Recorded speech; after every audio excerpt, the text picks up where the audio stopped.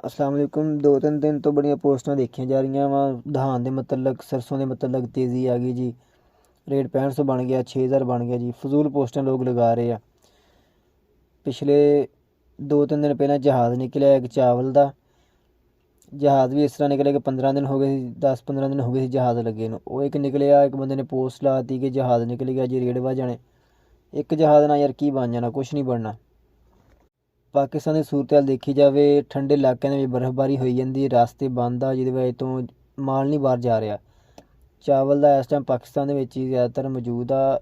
ਪੇਮੈਂਟਾਂ ਦੇ ਇਸ਼ੂ ਆ ਰਹੇ ਆ, ਜਿਹਦੀ ਵਜ੍ਹਾ ਤੋਂ ਰੇਟ ਦੇ ਵਿੱਚ ਇੰਨੀ ਤੇਜ਼ੀ ਨਹੀਂ ਦੇਖੀ ਜਾ ਰਹੀ।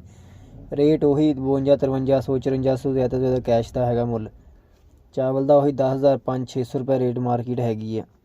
ਜ਼ਿਆਦਾਤਰ ਲੋਕ ਪੋਸਟਾਂ ਲਗਾ ਕੇ ਲੋਕਾਂ ਨੂੰ ਗੁੰਮਰਾਹ ਕਰਦੇ ਪਏ, ਪਰੇਸ਼ਾਨ ਕਰਦੇ ਪਏ ਆ। ਅਗਰ ਸਰਸੋਂ ਦੀ ਮਾਰਕੀਟ ਦੇਖੀ ਜਾਵੇ, ਸਰਸੋਂ ਦੀ ਮਾਰਕੀਟ ਵੀ ਉੱਥੇ ਹੀ ਆ। ਨਵੀਂ ਸਰਸੋਂ 5500 ਰੁਪਏ ਤੱਕ ਹੈਗੀ ਆ, ਪੁਰਾਣੀ 6000 6100 ਰੁਪਏ ਤੱਕ। ਨਵੀਂ ਸਰਸੋਂ ਦਾ ਰੇਟ ਤੇਜ਼ੀ ਆ ਗਈ ਜੀ, ਤੇਜ਼ੀ ਆ ਗਈ।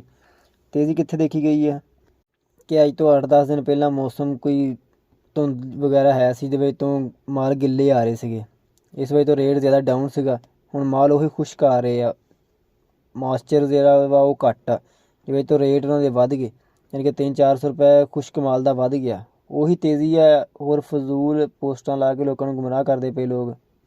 ਮਾਰਕੀਟ ਉੱਥੇ ਹੀ ਆ ਫਿਲਹਾਲ, ਕੋਈ ਤੇਜ਼ੀ ਨਹੀਂ ਇੱਡੀ ਦੇਖੀ ਜਾ ਰਹੀ।